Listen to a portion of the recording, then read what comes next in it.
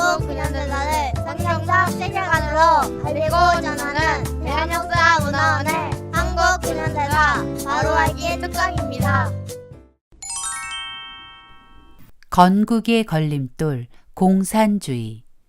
대한민국 건국의 걸림돌, 공산주의 두 번째 이야기를 이어가 보겠습니다. 지난 시간 우리는 거짓으로 가득한 공산주의 사상에 대해 살펴보았습니다. 공산주의는 사유재산 철폐와 모든 재산 공유를 외치며 계급투쟁이 그 일을 가능하게 해준다고 사람들을 선동했다는 것을 배웠습니다. 공산주의자들은 무신론과 인본주의, 유물론과 진화론이라는 거짓 사상을 이용해 공산화를 진행해 나갔습니다. 그러나 거짓 사상으로 만들어진 공산주의는 그들이 말하는 이상과는 전혀 다른 결과를 낳았습니다. 오늘은 공산주의의 이상과 현실의 괴리감이 얼마나 큰지 역사적 증거들을 통해 공산주의의 실체를 확인해 보려고 합니다. 공산주의는 남 탓의 대가입니다. 특별히 그들이 타깃으로 삼는 것은 자본주의죠. 그래서 개인의 문제든 사회적 문제든 그 책임을 자본주의에 돌리고 한편으로는 공산주의가 그 문제들을 해결할 유일한 대안이라고 주장합니다. 그러나 그 말은 다 거짓이었음이 역사를 통해 증명되었죠. 공산주의자들은 정치, 경제, 교육 등 모든 문제에 계급사 간의 프레임을 씌워 분열을 조장하여 틈을 벌리는 대가들입니다. 우리나라 건국 전부터 지금까지 공산주의자들의 이 전략은 끊임없이 이어지고 있습니다. 예를 들어 2014년 4월 16일 세월호 사건이 있었습니다. 제주도로 수학여행을 가던 고등학생들과 선생님들 304명이 배가 침몰하면서 목숨을 잃은 가슴 아픈 사건이었습니다. 누군가에게 분명한 책임이 있습니다. 그 책임은 1차적으로 그 배의 선장과 그 여객선을 운항하는 회사일 것입니다. 그런데 놀랍게도 세월호 침몰이 대통령 탄핵이라는 결과로 이어졌습니다. 세월호 사건이 일어나고 대통령이 탄핵되는 약 2년이라는 시간 동안 대한민국은 세월호 진상 규명을 외치던 목소리가 박근혜 대통령과 정권 심판으로 바뀌었고 심지어 정권 교체를 넘어 체제 교체라는 말까지 오가며 이 모든 문제의 원인이 자본주의라는 말을 서슴없이 외치기 시작했습니다. 결국 대통령은 탄핵되고 정권이 바뀌었습니다. 그런데 2020년 초 우리나라 법무부 장관 후보자 인사청문회에서 후보자에게 심각한 결함이 발견되었습니다. 법무부 장관 후보자의 자녀 입시 비리 문제였습니다. 그런데 당시 법무부 장관 후보자는 인사청문회에서 자녀 입시 비리 문제는 자신의 잘못이 아니라 우리나라 입시 제도의 문제라며 자기 반성은 없이 제도만 탓했습니다. 더구나 당시 대통령이던 문재인 대통령은 해외 순방차 출국하는 와중에 공항에서 긴급히 기자회견을 열어 조국 법무부 장관 후보자 가족을 둘러싼 여러 가지 문제가 논란이 되고 있는데 이것은 입시 제도의 문제니 입시 제도를 살펴봐 주기 바란다라고 했습니다. 왜 공산주의자들이 하는 말과 행동이 문재인 전 대통령과 조국 전 법무부 장관에게서 그대로 보여지는지 모르겠습니다. 제도는 완벽하지 않습니다. 제도 자체도 제도를 운영하는 사람에게도 얼마든지 오류가 발생할 수 있습니다. 그래서 우리는 제도나 구조를 탓하기 이전에 나 자신을 돌아봐야 합니다. 공산주의자들은 문제 해결을 위해 사회구조나 제도를 운운하는 것이 아닙니다. 단지 자신들의 목적을 달성하기 위한 수단일 뿐입니다. 성경은 의인은 없나니 하나도 없다고 말합니다. 또 모든 사람이 죄를 지었다고 합니다. 우리는 그 죄 때문에 행복해질 수 없다고 성경이 가르쳐 줍니다. 그러나 공산주의자들은 사람이 죄인이라는 것을 부정합니다. 자신이 죄인이라는 것을 부정하면 그 사람은 구원받을 수 없습니다. 분명한 것은 내가 죄인이라는 것입니다. 지금 대한민국이 이렇게 어려움을 겪고 있는 것은 어떤 한 사람만의 잘못이 아닙니다. 사회구조나 제도 탓만도 아닙니다. 우리 한 사람 한 사람이 하나님의 뜻대로 살지 않고 하나님의 방법대로 살지 않은 결과입니다. 이제 우리가 할 일은 회개뿐입니다. 공산주의자들은 공산혁명으로 유토피아를 만들어 준다고 말합니다. 공산주의자들이 주장하는 유토피아는 부자도 가난한 사람도 없는 평등한 세상입니다. 전형적인 포퓰리즘이죠. 그들이 평등한 세상을 만들기 위해 사유재산을 철폐하고 모든 재산을 공유하는 방법은 부자 것을 빼앗아 가난한 사람에게 나누어 주는 강도짓입니다. 하지만 사람들은 평등이라는 단어 하나에만 집중한 나머지 그 말이 어떤 결과를 가져올지 고민하지 않고 평등한 세상을 달라고 외치게 되는 것이죠.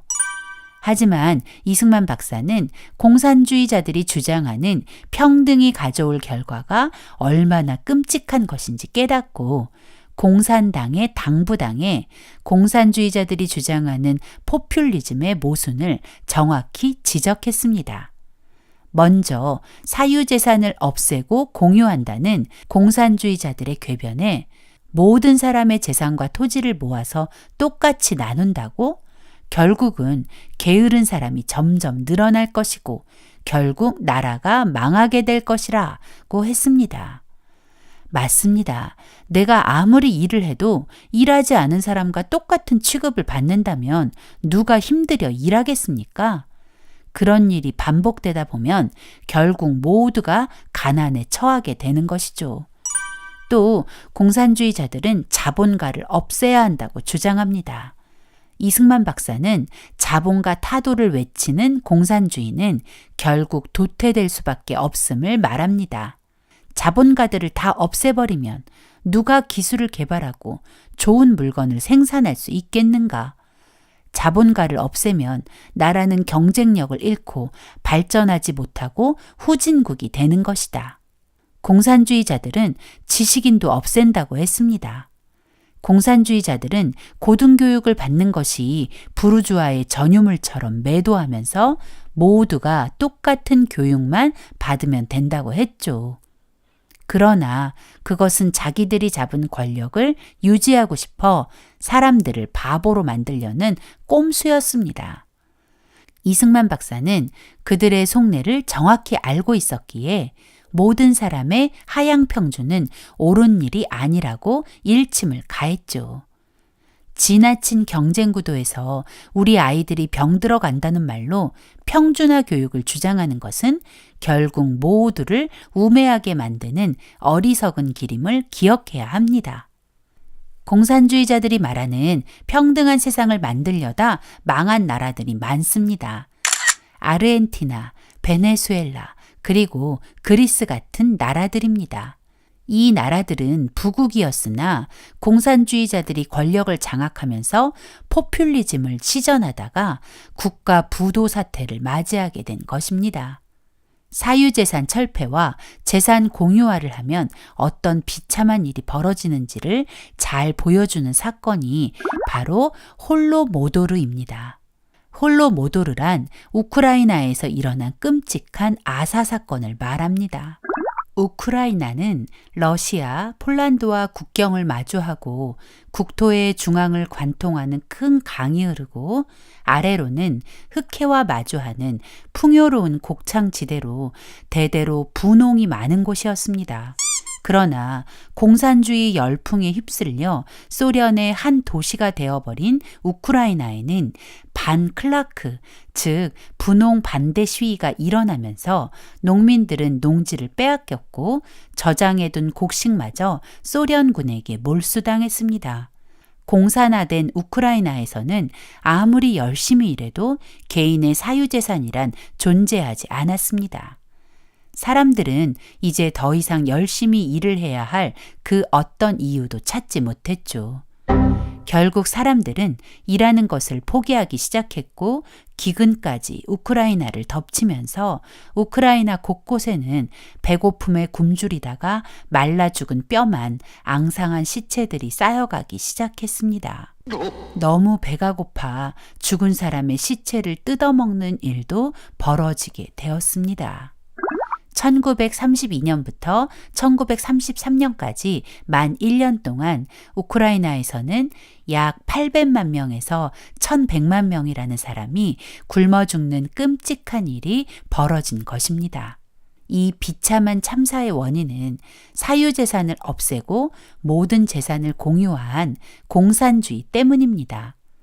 공산주의자들은 공산혁명으로 유토피아를 선물한 것이 아니라 생지옥을 선물한 것입니다. 이 끔찍한 진실을 세상에 알린 사람은 영국 출신 기자 가레스 존스입니다. 가레스 존스는 소련에서 벌어지는 스탈린의 만행을 취재하기 위해 소련으로 향했고 우크라이나에 도착했을 때 그가 목격한 현실은 너무나 끔찍했습니다. 그는 우크라이나의 참상을 카메라에 담았고 영국에 돌아와 스탈린의 실체를 세상에 폭로했습니다.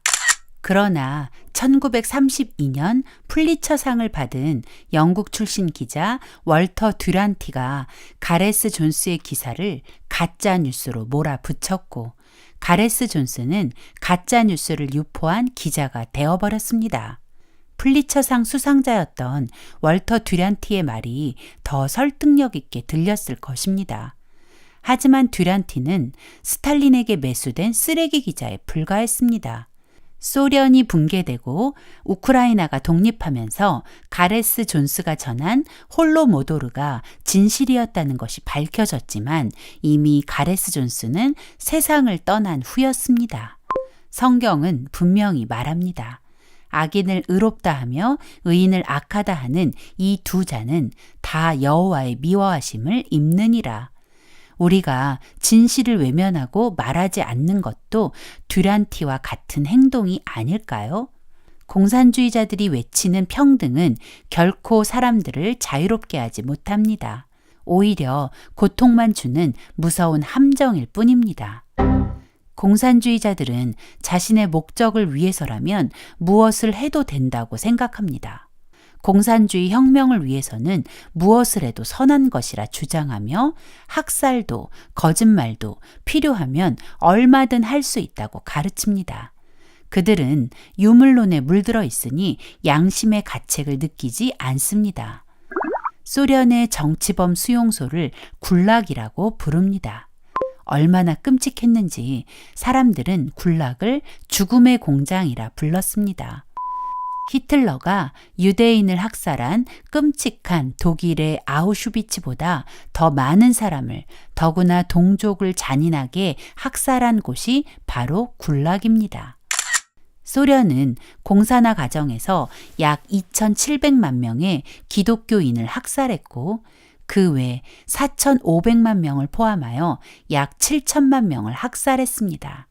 공산주의에 찬성하지 않으면 얼마든지 동족, 친구, 가족마저도 망설이지 않고 죽일 수 있는 것이 공산주의입니다. 소련만 그런 것이 아닙니다. 캄보디아도 1975년부터 공산주의자 폴포트가 권력을 잡으면서 1979년까지 약 4년 동안 끔찍한 민족 학살이 벌어졌습니다. 약 170만 명의 사람들이 공산주의자들에게 끔찍한 학살을 당했다고 합니다. 이 끔찍한 학살은 영화로도 만들어져 공산주의의 악랄한 실체를 보여주었죠. 공산주의는 캄보디아를 영화 제목 그대로 킬링 필드, 죽음의 땅으로 만들어버렸습니다. 최초의 공산주의 혁명을 주도한 레닌은 공산당은 다른 세력이나 단체들과 더불어 행동을 통일하고 그 중에서도 근본적인 문제의 견해를 달리하는 사람들과도 협력하는 능력을 보여주어야 한다라고 했습니다. 이 말은 절대 하나 될 수 없는 대상과도 얼마든지 연합할 수 있다는 것입니다. 진짜 좋아서가 아니라 거짓으로 그런 척 해야 한다는 것입니다. 예를 들면 공산주의와 기독교는 절대 하나가 될 수 없습니다. 왜냐하면 그들은 하나님을 부정하고 우리는 하나님을 위해 사는 사람들이니까요. 그런데도 공산주의자들은 얼마든지 우리와 친한 척할 수 있다는 것입니다. 그러나 자신의 목적을 이루고 나면 가차없이 제거해 버리죠. 공산주의자들은 착한 척, 친한 척을 몹시 잘합니다. 속임수의 달인이죠. 그들의 이런 행동은 공산주의의 중요한 전략, 바로 통일 전선 전술입니다. 공산주의자는 자신이 직접 나서지 않고 견해를 달리하는 누군가를 포섭합니다. 예를 들어 공산주의자들은 자신들과 견해가 다른 기독교인들을 포섭하기 위해 기독교인인 척 교회로 들어와 아주 훌륭한 성도처럼 행동하며 목사님과 친해집니다. 그리고 그 목사님을 이용해 성도들과 목사님을 따르는 많은 사람을 자기 편으로 끌어들이는 것입니다. 이게 바로 그들의 속이기 전략, 통일 전선 전술의 한 방법입니다. 또 공산주의자들은 적이 생기면 절대 혼자 덤비지 않습니다. 만약 적이 셋이라면 먼저 적 둘을 포섭합니다. 그래서 셋이 힘을 모아 적 하나를 제거하죠. 그리고 나면 또 하나의 적을 포섭해 둘이 하나의 적을 제거하는 것입니다. 그리고 마지막 1대1이 되면 아주 격렬하게 싸워서 나머지 하나의 적을 제거해버리고 공산주의자가 모든 권력을 차지하는 것, 이것이 그들의 전략입니다. 우리는 그런 사람들을 배신자라고 하지만 그들은 그렇게 생각하지 않습니다. 오히려 프롤레타리아의 독자성이라며 자신들의 전략을 자랑하죠. 자신들의 목적을 위해서라면 뭐든지 괜찮다는 악한 신념을 가진 자들이 바로 공산주의자입니다. 공산주의자들은 거짓 선전선동의 달인입니다. 그들은 거짓말로 사람들의 마음을 빼앗습니다. 그래서 그들은 혁명을 할 때 언론부터 장악합니다. 우리는 자주 뉴스에서 봤는데 라고 말하며 뉴스에서 나온 말이니 믿을 수 있다고 생각합니다. 정말 뉴스를 믿을 수 있을까요? 그렇지 않습니다. 공산주의자들은 혁명에 앞서 언론을 장악하고 자신들이 원하는 뉴스를 만들어 세상을 기만하는 능력자들입니다. 레닌이 공산혁명을 할 당시에는 신문이 언론의 대표 주자였다면 지금은 인터넷, 유튜브, SNS, TV 뉴스, 신문 등으로 그 폭이 넓어졌습니다. 공산주의자들은 그런 매체를 이용해 사람들을 속이고 선동한다는 것입니다. 레닌은 공산혁명을 하려면 반드시 언론을 이용해야 한다고 했습니다. 잘 훈련된 소수의 공산주의 혁명가가 있다고 혁명에 성공하는 것이 아니다. 대중을 선동해서 공산주의를 지지하게 만들어야 한다. 그것을 위해 언론은 아주 중요하다. 적의 약점을 폭로하고 많은 사람이 우리의 적을 미워하게 만들어야 한다. 그것을 위해 신문이 필요하다. 언론은 집단적 교육자, 선전자, 선동자, 조직자이기 때문이다. 민주주의가 망할 때까지 우리가 민주주의인 척하면 된다. 레닌은 신문을 이용해 적의 약점을 폭로하고 사람들이 그 적을 미워하게 하고 자신들은 좋게 보이도록 하라고 했습니다. 언제까지? 적이 완전히 망할 때까지. 그래서 공산주의자들은 언론을 장악하고 이용하는 것이죠. 이 그림을 보면 언론이 얼마나 쉽게 이용당하는지 알게 됩니다. 실제 장면과 카메라에 담긴 장면은 뭔가 위화감이 있습니다. 실제는 오른쪽 사람이 가해자인데 카메라에 담긴 장면은 왼쪽 사람이 가해자로 보이게 만들었습니다. 언론 장악의 노림수가 바로 언론 조작입니다. 무엇을 보여주느냐에 따라 진실은 얼마든지 덮일 수 있기 때문이죠. 공산주의자들은 자신들의 목적을 위해 지금도 이런 일들을 하고 있습니다. TV, 신문, 그리고 여러 매체, 기독교 신문인 줄 알았던 곳에서 언론 조작을 통해 사회주의 공산주의는 엄청나게 숭고하고 깨끗한 것처럼 추켜세워 사람들에게 호감을 가지게 하고 자유민주주의나 기독교는 엄청난 비리 집단처럼 프레임들을 만들어 사람들로부터 미움을 받게 하는 것입니다. 그런데 이런 언론도 결국엔 공산주의자들에게 제거 대상이라네요. 레닌은 공산주의 혁명이 끝나고 나서 신문을 그냥 두는 것은 바보 같은 짓이라고 했습니다. 레닌은 러시아에 있던 41개의 신문을 활용해서 혁명에 성공하고는 혁명이 끝난 후 한두 개만 남겨놓고 3일 만에 모든 신문을 폐간시켜 버리죠. 공산주의자들이 원하는 언론은 혁명의 도구일 뿐 결코 진실을 전하는 전달자가 아니라는 것을 기억해야 합니다. 공산주의 혁명의 목적이 무엇일까요? 바로 가정과 교회, 국가 해체입니다. 왜 공산주의자들은 가정과 교회를 해체하려 할까요? 공산주의자들이 가정과 교회를 해체하려는 까닭은 그들이 하나님과 교회를 대적하는 적그리스도 세력이기 때문입니다. 레닌은 공산주의 혁명을 하면서 교회를 노동자, 농민, 무산대중의 원수로 규정하고 교회를 없애야 한다고 했습니다. 스탈린 다음으로 소련의 권력을 잡은 후르시초프는 3년 안에 크리스천들을 다 없앤 후 마지막 한 사람 남은 것을 전국 TV에 보여준 다음 처치하여 크리스천들의 씨를 말려버리겠다고 했습니다. 그런데 공산혁명 이후에도 여전히 완전한 공산화가 되지 않았습니다. 억압할수록 교회는 힘을 얻었고 신앙을 통해 공산주의와 싸우게 되었기 때문입니다. 공산혁명으로만 진정한 공산주의를 완성할 수 없다는 것을 깨달은 게오르크 루카치는 마르크스 혁명의 실패 원인을 기독교로 규정했습니다. 그리고 더 이상은 집단적 혁명이 아닌 개인의 의식, 정신, 문화에서 기독교를 완전히 뿌리 뽑아야 공산혁명이 가능하다고 주장했습니다. 안토니오 그람시는 진지정과 헤게모니 이론을 세상에 내놓으며 전쟁에서 진지를 구축하여 싸우듯 정치, 경제, 교육, 문화 등 다양한 영역에 공산 진지를 구축하고 오랜 시간에 걸쳐서라도 주도권을 장악하여 공산주의를 완성하자고 했고 그람시의 진지정과 헤게모니, 즉 주도권 장악은 이미 대한민국을 아수라장으로 만들어버렸습니다. 그람시의 진지전은 문화혁명이라는 이름으로 중국을 장악해 모든 권위에 도전하도록 사람들을 부추겼습니다. 학생이 선생님을 죽이고 또 자녀가 부모를 처단하게 하는 일들이 마구 일어났죠. 결국은 가정이 깨지고 학교가 무너지고 교회가 무너졌습니다.